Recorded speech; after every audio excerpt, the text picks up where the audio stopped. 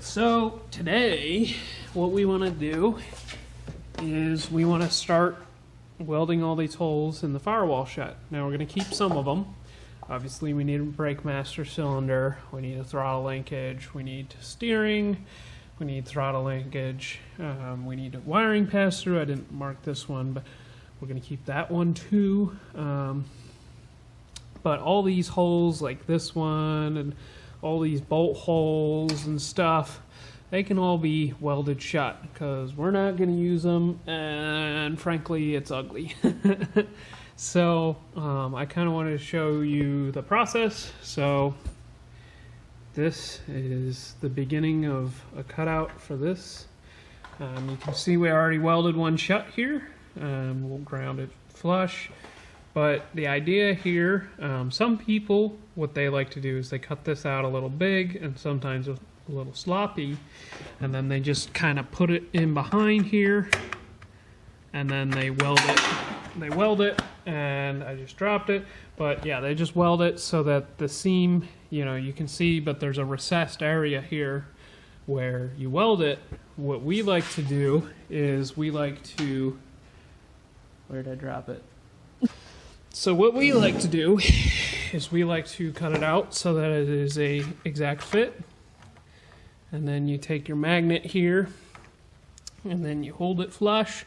And then when you weld it and you grind it, it looks super flush like this. And then it requires very, very little Bondo. If you even put Bondo on it, frankly, you could paint right over that. You'd probably never notice it.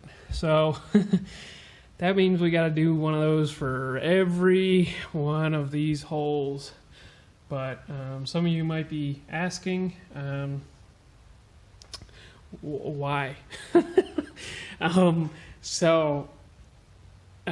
a safety requirement by the NHRA. You need to have all the holes in the firewall sealed because it's called a firewall for a reason. Some people call it a bulkhead. Basically, you need to keep the fire on this side of the engine bay and not on that side of the engine bay, because that's where you are.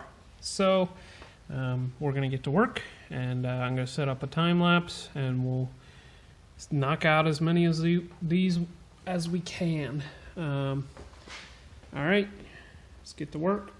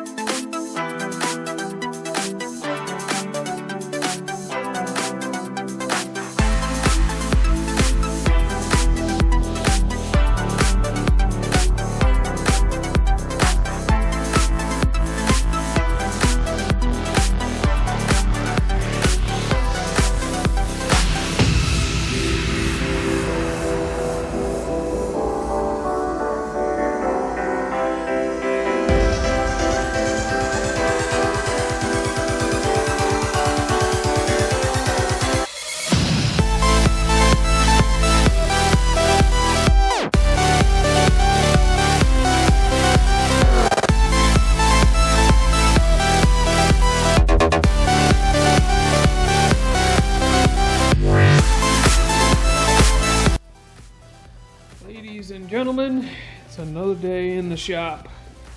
So today what we're going to try and knock out is we're going to weld these holes in the frame rail shut. So we're going to use a little thicker gauge material for this. You can see there, there. So we're going to use a little thicker gauge stuff just because we want the chassis rails to be stiff. So I'm going to start making templates and cutting this guy out and welding stuff. So off to the time lapse.